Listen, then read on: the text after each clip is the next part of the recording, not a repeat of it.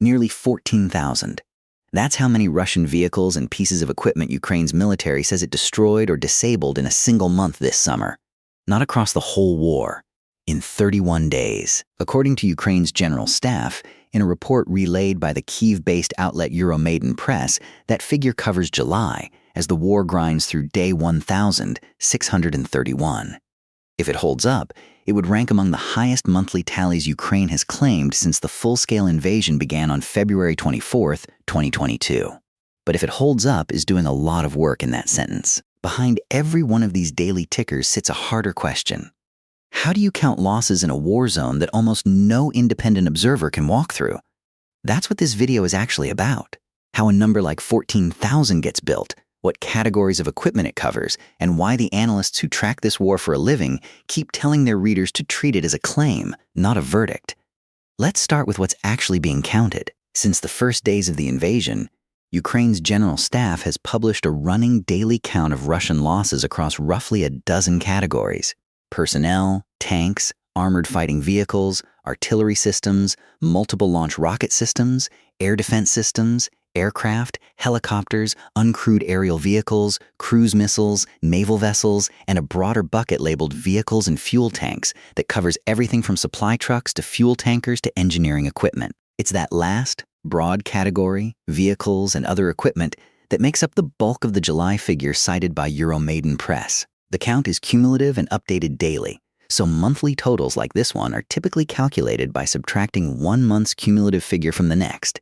That detail matters because it's also where a lot of the public confusion comes from. I went back through several weeks of these daily updates while preparing this video, and one thing became clear fast. The month-to-month deltas can swing a lot depending on how intense the fighting is in a given stretch, and on how quickly the general staff updates or revises entries afterward. A single very active week along an active stretch of front can move a monthly total by a wide margin. So a headline number like nearly 14,000 in July is real, in the sense that it's the figure Ukraine's own reporting body put out. But it's one data point in a much longer, noisier series, not a clean, independently audited monthly report. So how do outside analysts actually evaluate a number like this? Here's the complication that changes the whole story. Ukraine's official tally and what can actually be independently verified are two very different things, and the gap between them is large. The best-known independent effort to track this is a project called Oryx, run by open-source researchers who log only equipment losses that can be visually confirmed, meaning there's a published photograph or video showing a specific destroyed, damaged, abandoned, or captured vehicle. Because Oryx requires visual proof for every entry, its running totals for the war are consistently, often dramatically, lower than the Ukrainian General Staff's cumulative figures. That's not because Oryx thinks the Ukrainian numbers are false. It's because a huge amount of battlefield destruction is never filmed, geolocated, or uploaded. So a visually confirmed count is, by design, a floor, not a ceiling. Ukraine's own figures, by contrast, are compiled from battlefield reporting, unit-level claims, and intelligence assessments that never make it into the public record in verifiable form. The Institute for the Study of War, which publishes daily assessments of the conflict and is one of the most widely cited English-language sources on it, has made a related point repeatedly. Loss figures released by either side in this war, Ukrainian or Russian, should be treated as claims made by an interested party, not neutral battlefield accounting. Ukraine has an obvious interest in showing its forces are inflicting heavy costs on Russia, both to sustain domestic morale and to reassure Western partners that continued military and financial support is working. That interest doesn't automatically make the numbers wrong, but it's a reason for caution, and it's why serious outlets that cite these figures, including Euromaidan Press itself, routinely attribute them explicitly to the Ukrainian General Staff instead of presenting them as settled fact.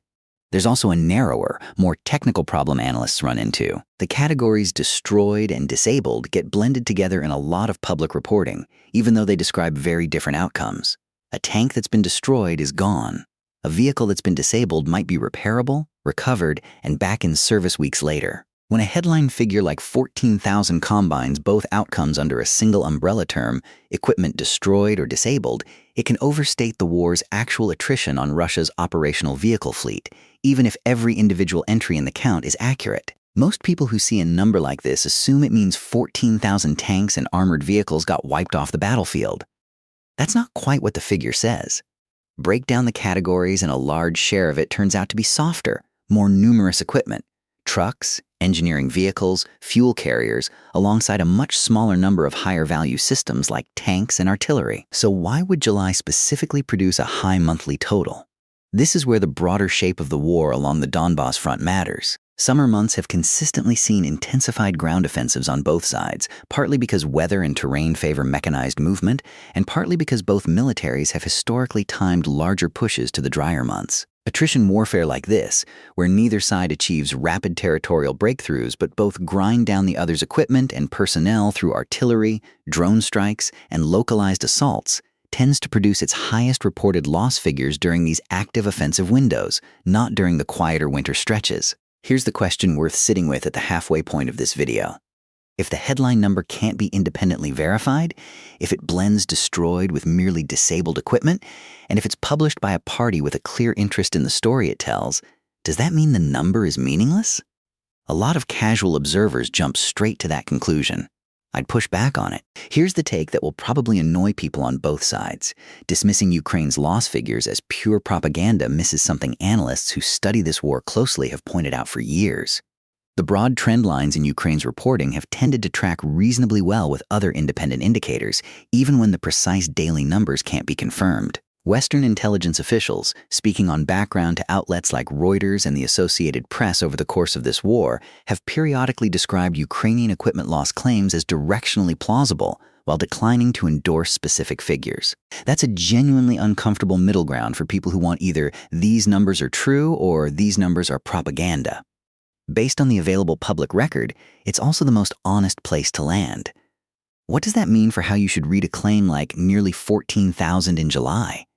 Treat it the way you'd treat any single source figure from an active combatant. Plausible in general shape, unverified in precise scale, worth cross-checking against independent trackers like Oryx and assessments like ISW's before repeating it as settled fact. What would you have made of a number like this if you'd seen it without any of this context? Just the headline. No attribution, no caveats. Worth asking, because that's exactly how most people encounter figures like this, stripped of the sourcing that would let them judge it properly. What this whole episode really shows is less about 1 month's body count of vehicles and more about how hard it's become to report on a modern, drone-saturated, attritional war in anything close to real time. Every side is publishing numbers. Almost none of them can be independently confirmed at the pace they're released. And the audience, us, watching from outside the conflict, is left doing the work that used to belong to war correspondents embedded on the ground, cross-referencing claims against whatever visual evidence eventually surfaces, sometimes weeks or months later. Where does this leave the state of the war right now, on day 1,631? Ukrainian officials continue to describe the fighting along the Donbas front as a grinding, high-cost campaign for Russia, with the July figures presented as evidence that Russian offensive operations are coming at a steep material price. Russian officials, for their part, don't publish a comparable daily accounting of their own losses and have historically disputed Ukrainian tallies without offering an alternative figure of similar detail. That asymmetry, one side publishing a detailed daily count, the other largely silent on its own losses, is itself part of why Ukraine's numbers dominate the public conversation about this war's material cost, even though they can't be independently audited in real time. There's a part of the underlying data set we didn't have room to unpack in this video: how the personnel loss figures in the same reports compare to the equipment figures, and why analysts treat those with even more caution. If you'd want to follow up on that, say so in the comments and we'll put one together. So, nearly 14,000. It's a real figure, from a real institutional source, describing a real and brutal month of fighting along an active front. It's also a claim from a combatant, built on categories broad enough to blend destroyed tanks with disabled fuel trucks, and it sits well above what any outside observer can currently confirm through visual evidence alone. Both of those things are true at once. That tension, a striking number that's credible in outline and unverifiable in detail, is, in miniature, what it means to follow this war from the outside in 2026. If you want to check the sourcing yourself rather than take any single video's word for it, the primary reports and the independent trackers that cross-check them are linked below.